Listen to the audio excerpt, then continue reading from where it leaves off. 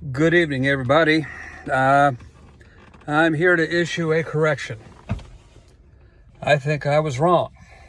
A couple of days ago, posted a video about free speech issues and said that the issue with Jimmy Kimmel and the FCC was not really an issue of free speech. Thought about that. I haven't even talked to anybody about it. There's something about it that got me thinking, that just had me a bit uncomfortable with it. And upon further consideration, I think I was wrong. Now, one of the things it did, I decided to take a bit of a dive into some of the rules. Now, Wikipedia is not a bad source. People knock Wikipedia. But I don't like this. Wikipedia is one of those places that you go to and it leads you to different sources. It's kind of like a digest that says we're going to go one place. Well, but let's take a look at the source material. I did my own research, so to speak, and found this case called the Bantam Books case. And it was from 1963.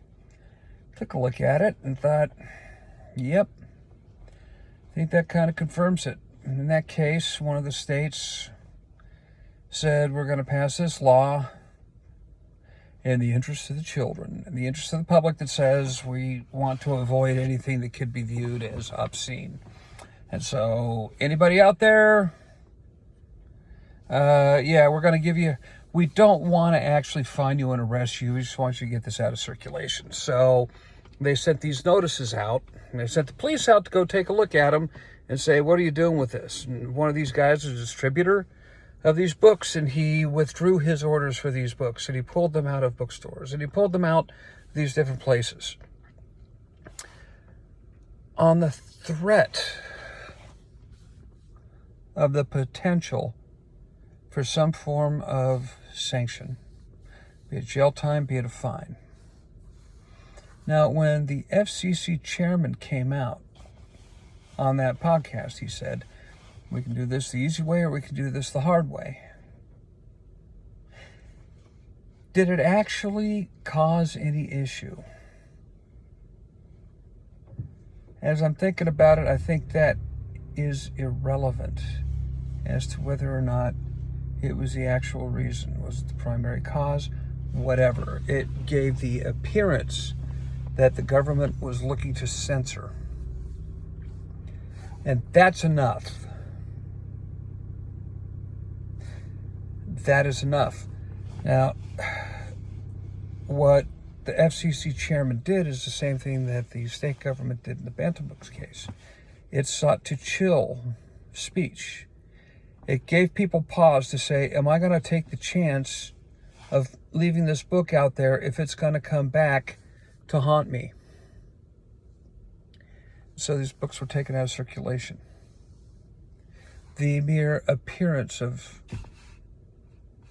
the mere possibility, not probability, but possibility of this sanction from something being out there on the basis of its content, caused this bookseller, this distributor, to remove these books from circulation, pull them out from sale, just so that he could avoid sanction. In that interview, the FCC chairman, and this is what chilling is, that this is what it's all about. It's giving the appearance that they're going to do something, and the appearance is going to be enough for people to go ahead and kind of keep their mouths shut. Again, a couple of days ago, I didn't view it as too much of a problem. I haven't talked to anybody about this. It's just one of those things that, I don't know, there was this part of me that kind of felt uncomfortable with it. And am I waffling? You might consider it waffling. I've changed my mind. Kind of gone back, in a sense, to my libertarian leanings on this. I'm not looking at what the actual actual cause of it. Now, look, Kimmel's ratings have gone down. His viewership has gone down. He doesn't have a, he is a shell of what he used to be as far as his actual numbers. I see a very strong probability that Disney and, any of these other entities, take a look at how they're stacked out and the way all these entities are arranged and organized and the way it's constructed. It's kind of sickening, isn't it, to avoid responsibility or liability or for accounting purposes. The structuring of this stuff is, should take a look at Amazon and how it structured itself to avoid paying taxes. Hey, that's what the laws are. That's what the rules want.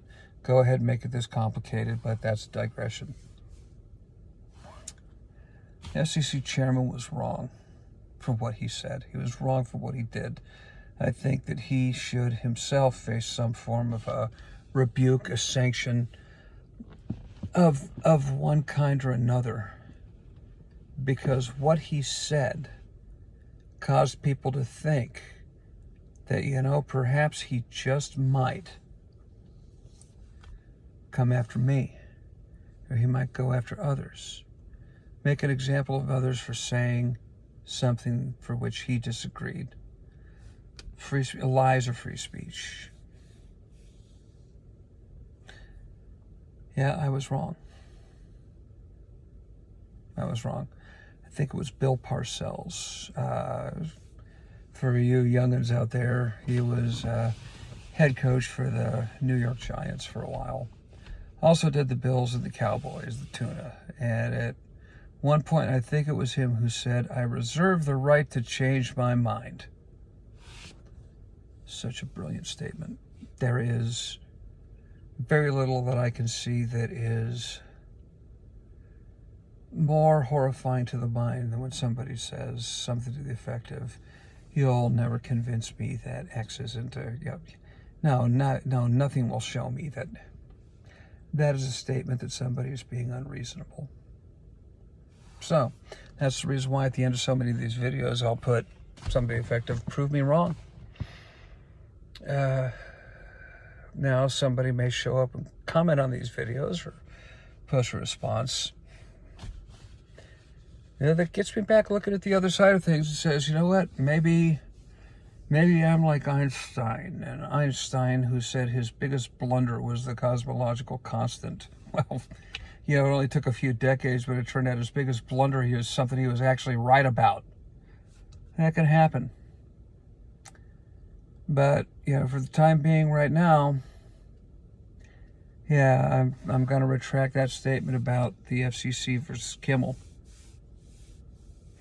As it stands right now, in terms of the evidence, in terms of the rules, I was wrong. I'm okay with saying that. All right?